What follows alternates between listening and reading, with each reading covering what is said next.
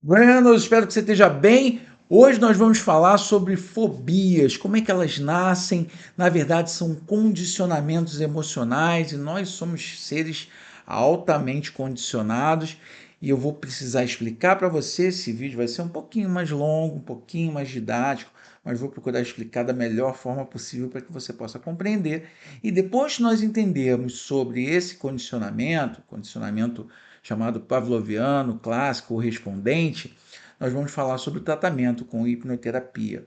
Por que com hipnoterapia? Só com hipnose? Ela não, porque nós vamos nos utilizar de protocolos da TCC conjugados a conhecimentos de psicanálise, porque nós temos aí memórias reprimidas e inconsciente, opa, hipnose. Então fica até o final do vídeo que eu vou procurar explicar isso da melhor forma para você, da forma mais didática. Aproveita e dá um likezinho, se você não segue o canal, siga o canal. E depois que você vir, se gostar, compartilhe com as pessoas que você mais ama. Beleza? Vamos lá, vamos começar com o seguinte. Temos reflexos, nós organismos temos reflexos inatos e reflexos condicionados. Os inatos são aqueles que vêm de fábrica, aqueles que a natureza nos dá para que nós consigamos sobreviver ao nosso meio. Beleza? Por exemplo, bate o sol bate, e aí vamos lembrar, né? Vamos falar de condicionamento primeiro, senão não vou conseguir ser didático aqui. O condicionamento é uma relação entre um estímulo que elicia, que provoca uma resposta. Beleza? Então, o reflexo ele é feito pela equação estímulo-resposta. Beleza? Então temos ali, sendo que o estímulo é qualquer mudança que seja feita no meio, no exemplo que eu dei, o sol, e que a resposta é qualquer alteração no organismo. Quando bate o sol, eu começo a suar e eu não aprendi a suar, eu simplesmente suo. Então, isso é um reflexo incondicionado, uma forma que a natureza já trouxe, uma habilidade que a natureza já trouxe para o organismo para que ele consiga sobreviver no meio. Beleza? Quando a gente fala de fobia, a gente não está falando do reflexo inato, a gente está falando do reflexo condicionado. Para que nós possamos falar sobre esse reflexo condicionado, vamos falar sobre o condicionamento pavloviano respondente ou clássico.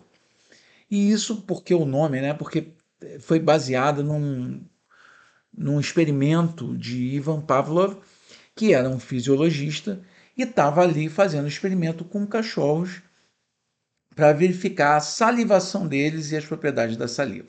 Quando, na verdade, dali ele começou a sacar sobre o condicionamento, quanto um condicionamento pode ser aprendido, quanto uma resposta pode ser aprendida. É aí que eu quero chegar. Vamos lá, primeira coisa. Ele pegou, vamos ao experimento. Primeira coisa, ele foi buscar algum tipo de estímulo incondicional, ou seja, um estímulo natural que fizesse com que o cachorro salivasse. Ele pegou carne. Pegar a carne e o cachorro salivar, tem algum aprendizado? Não, simplesmente se coloca a carne ali, o cachorro vai salivar, e foi o que aconteceu. Ótimo.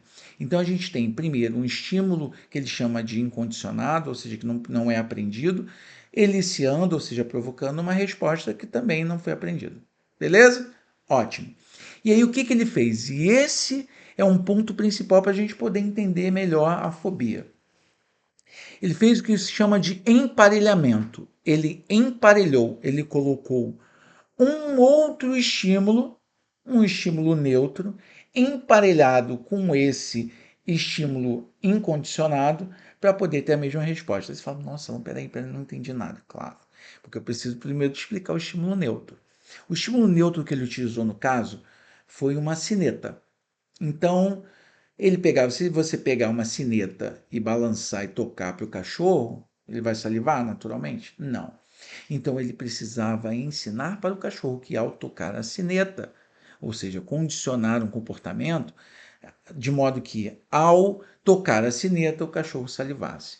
O que ele fez? Ele pegou a carne, que fazia com que o cachorro salivasse já naturalmente, sem precisar ter aprendido, e queria condicionar o cachorro a salivar só com o toque da sineta. O que ele fez? Emparelhou os dois.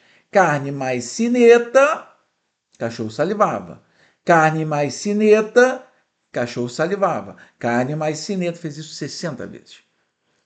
E a partir de um determinado momento, vamos colocar aqui o momento 2, bastava tocar a sineta que o cachorro salivava. Através do emparelhamento de um estímulo neutro, ou seja, que inicialmente não não eliciaria aquela resposta, quando conjugado ao estímulo incondicionado, que naturalmente, sem precisar aprender, já gerava aquela resposta, o Pavlov conseguiu obter a salivação simplesmente através do toque da sineta. Beleza? Espero que você tenha conseguido compreender. Eu vou deixar aqui embaixo um link com o experimento, ainda bem que no YouTube tem isso. Vou deixar aí para você poder ter maiores percepções, né? E é nada melhor do que o experimento em si, para você poder ver. Ótimo. E aí, onde é que entra a fobia? A fobia é uma reação emocional, geralmente desproporcional. Quantas pessoas... Tem pessoas que têm fobias muito específicas, mas tem pessoas que têm umas fobias que são meio comuns, porque você vê mais de uma pessoa tendo. Fobia de altura, fobia de barata, de andar de avião, às vezes de dirigir, que aí vai ficando, pô, de dirigir, o que aconteceu? E aí a gente vai pegar esse exemplo do Pavlov e trazer para como isso funciona no campo das emoções. Primeira coisa, digamos que uma pessoa tenha medo de dirigir. Muito provavelmente você teve algum estímulo passado que naturalmente, ou seja, a gente chama de estímulo incondicionado, que naturalmente causou dor, causou algum tipo de desconforto, que foi conjugado ao ato de dirigir. Ok? Então, quando eu tenho. Porque o ato de dirigir só é a sineta. O ato de dirigir, por si só, não causa um medo, não causa uma fobia. Mas muito provavelmente ele, conjugado a uma situação em que a pessoa sofreu um acidente, ou viu um acidente muito grave, etc., e guardou aquilo no seu inconsciente, vai haver o emparelhamento das duas e vai ter a fobia. Ou seja, bastando que ela se aproxime, né, do volante para poder dirigir, ela vai sentir as mesmas alterações, né, no organismo. Ou seja, ela vai ter aquele medo, aquela dor e vai procurar repelir. A primeira coisa que se faz quando você tem fobia é se repelir aquele que a gente chama de gatilho, mas na verdade é aquele estímulo.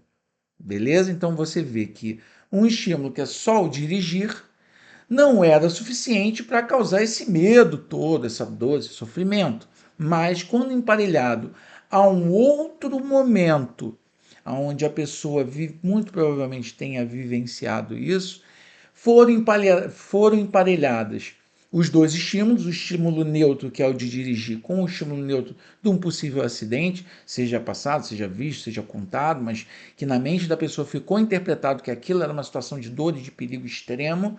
Quando os dois estavam ali, você criou um condicionamento pavloviano clássico. Beleza? Ótimo. Espero que eu tenha conseguido explicar. Mesma coisa, por exemplo, cachorro. Vamos lá, fobia de cachorro é muito comum. Fobia de cachorro. A pessoa tem medo, você pode colocar, pode ser um pincher. A pessoa reage como se fosse um Rottweiler. Né? Não importa o tamanho, muitas vezes é assim, outras não, a depender da semelhança com o elemento fóbico. Mas vamos pegar esse exemplo. Um pincher, ela tem o mesmo medo, o medo é desproporcional, ela não consegue ver cachorro, repele, tem medo, etc. O coração e todas as reações fisiológicas acontecem naquele momento. Digamos, eu tive um caso, foi exatamente assim, há muito tempo atrás. Medo de cachorro, fobia de cachorro, ótimo. O que é importante? A gente entender quando que esse condicionamento se realizou. Só que aí é que está o ponto. Se você perguntar para a pessoa conscientemente, pô, mas você lembra quando é que foi? Algum cachorro te mordeu? Você teve alguma coisa com o cachorro? Muitas vezes a pessoa fala assim, não que eu lembre, não. Ah, não sei, não vai lembrar. E aí a gente está falando sobre repressão de memória. E para que você consiga tratar e utilizar tanto a dessensibilização como o contra-condicionamento, você precisa saber quando é que esse emparelhamento foi feito. Beleza? Você pode fazer, ou não, você pode fazer não sabendo, mas você vai demorar muito mais tempo. E é aí que entra a hipnose. Por quê? Quando temos, aí vamos lá para o Freud, quando temos um trauma, o que que a memória faz? Ela é reprimida, essa memória traumática é reprimida pela mente para te proteger. Então, é muito comum a pessoa, através dessa repressão de memória, não conseguir se lembrar do momento em que houve esse momento traumático. Beleza? E é aí que entra a hipnose. Por quê? O trabalho é, primeiro, vamos buscar a causa raiz. Às vezes funciona, mas vamos buscar esse momento inicial onde houve esse emparelhamento, onde esse condicionamento se realizou. Primeiro ponto. Então, você com hipnose consegue fazer uma regressão no tempo, na linha do tempo, até a pessoa conseguir trazer esse momento para o consciente. E ela lembra, assim, ela tinha, nessa minha cliente, ela tinha uns 5, 6 anos, e foi simplesmente ela na casa da madrinha dela e o cachorro pulou a grade. Ele só pulou a grade, não pulou em cima dela, não mordeu e nada. Mas naquele momento, a interpretação da mente daquela criança, depois uma mulher, era de que um cachorro traz muito perigo à sua integridade física. Então, com base nisso, o cérebro aprendeu que um cachorro traz esse tipo de sensação. E aí, imagine você, todo cachorro que ela via, ela sentia exatamente a mesma sensação que ela sentiu quando tinha lá seus 6 anos, quando o cachorro simplesmente pulou para dentro da casa da rua. Basicamente é isso. Se você não utilizar a hipnose para poder desbloquear essa memória, você vai demorar muito mais tempo utilizando só QCC. Então, o que se faz? Você faz hipnose, a pessoa entra em transe, volta aquele momento, ela consegue enxergar aquilo e a gente traz aquele momento para o agora, traz para a consciência. E dali você começa todo um processo de dessensibilização, que é feita através de exposição progressiva, né? Você começa de longe, vai colocando a pessoa mais perto. Para quê? Para mostrar que aquele estímulo que ela achava que era um estímulo normal, né? Que é um cachorro sentir muito medo, mostrar que um cachorro, um estímulo, é simplesmente um estímulo neutro. É um estímulo que não causa esse medo todo. E aí você utiliza várias outras técnicas aí, pelo menos eu utilizo várias outras técnicas no meio para poder me assegurar de que não só a dessensibilização como o contracondicionamento vão fazer com que ela consiga, que a mente dela consiga entender que não, o cachorro não causa. Pode causar, logicamente, se o cachorro for feroz e tal, mas geralmente o cachorro não causa. O cachorro é um estímulo neutro. Ou seja, ele não é capaz de obter ou de eliciar essa resposta desproporcional que você tem com relação à sua fobia. Ficou bem claro? Espero que tenha ficado bem claro. Vou dar um outro exemplo agora para ficar. E vou deixar um vídeo. É melhor eu falar sobre um experimento de como, uma comprovação de como as emoções podem ser aprendidas. A gente tem um experimento do pequeno Albert, feito por Watson. Vou deixar o link aqui. É um pouquinho para você que tem uma resistência maior, essa coisa do sofrimento infantil. A gente precisa, naquela época era super liberada, então foi o que fizeram. Ensinaram o pequeno Albert a ter medo de rato. Vou explicar aqui muito rapidamente, mas o vídeo vai falar por si. Mas é importante a gente entender o quanto as nossas emoções são condicionadas, ou grande parte delas é condicionada. Quero que você guarde isso, porque quando se fala em ter inteligência emocional e tal, muito cuidado, porque algumas emoções são completamente condicionadas. Você tem ali gatilhos que fazem com que você responda de uma forma desproporcional, uma forma que toma você de um jeito totalmente inesperado e fulminante. Então, tudo isso precisa ser verificado um a um.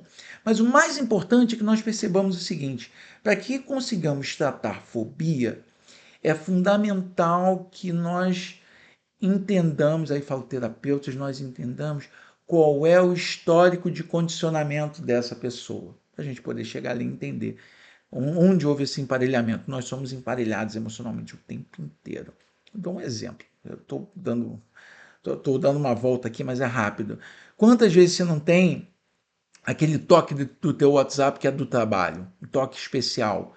E aí basta que toque, e aí geralmente é alguma coisa que você tem para fazer, algum problema para resolver, etc. Depois de um tempo, basta o toque, você já sabe que é problema. Teu coração começa a bater, você começa a sentir um mal-estar. Condicionamento. Condicionamento. Então, no pequeno Albert, o que aconteceu? Primeira coisa, o Watson foi verificar qual era o estímulo incondicionado dele. E ele percebeu que quando ele batia numa haste de ferro, com um som estridente, fazia a criança fazer uma carinha e chorar. Beleza, ele achou, primeiro, o estímulo incondicionado, aquele que ele não é aprendido. Beleza, só botar aqui não precisa ensinar o pequeno Albert, ele já chora normalmente. Só que o que eu quero fazer? Eu quero que ele tenha medo, que é o medo ali do estrondo, eu quero que ele tenha medo de rato, desse ratinho branco aqui. Mas a primeira coisa foi ver se aquele ratinho branco, ele era um estímulo neutro, primeiramente, para o Albert. Né? Deu para o moleque, um ano, um pouquinho menos, vocês vão ver ali. E aí colocou o rato, o Albert tentou até brincar com o ratinho, então não tinha medo nenhum. E qual era o problema do experimento? Né? Qual era o objetivo dele? Era que Watson comprovasse que o medo pode ser aprendido. Medo aprendido, fobia aprendida. Vamos lá, medo aprendido. Então o que ele fez? Ele batia a haste e colocava um bichinho de pelúcia branco do lado. E começou a fazer isso várias vezes. Colocava o rato do lado. Bichinho de pelúcia, estou falando já porque generalizou. Botava o rato. E aí batia, botava o rato. Batia, botava o rato. Depois de um tempo, bastava o rato estar ali que o Albert já começava a chorar. Medo aprendido. E o pior, generalizado, porque ele começou a colocar, o Watson começou a colocar outras coisas, aí vem o bichinho de pelúcia branco, Albert chorava. Qualquer outra coisa que lembrasse, uma barba de Papai Noel, Albert chorava. Então, é importante ver que o experimento do Watson foi feito para quê? Para comprovar que emoções podem ser criadas através de condicionamento. E geralmente, quando me procuram para hipnoterapia, seja para fobia, seja para ansiedade generalizada, o que a gente tem mais é um histórico onde um condicionamento foi criado. E aí todo o protocolo, todo o processo é feito exatamente para verificar a historicidade e aonde houve esse emparelhamento. E assim você poder fazer de forma bem rápida e eficiente a dessensibilização progressiva através da exposição gradativa e não só isso, através de contracondicionamento, fazer com que a mente desse paciente entenda que aquele estímulo é um estímulo neutro, não é um estímulo aversivo. Percebeu?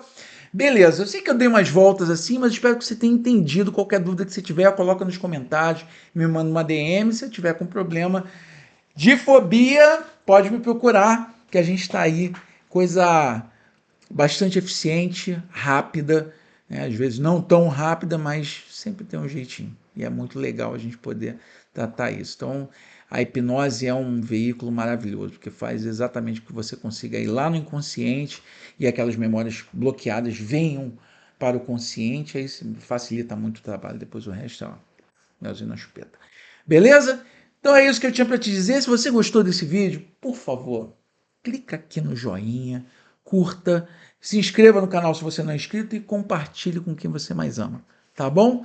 Tamo junto, valeu!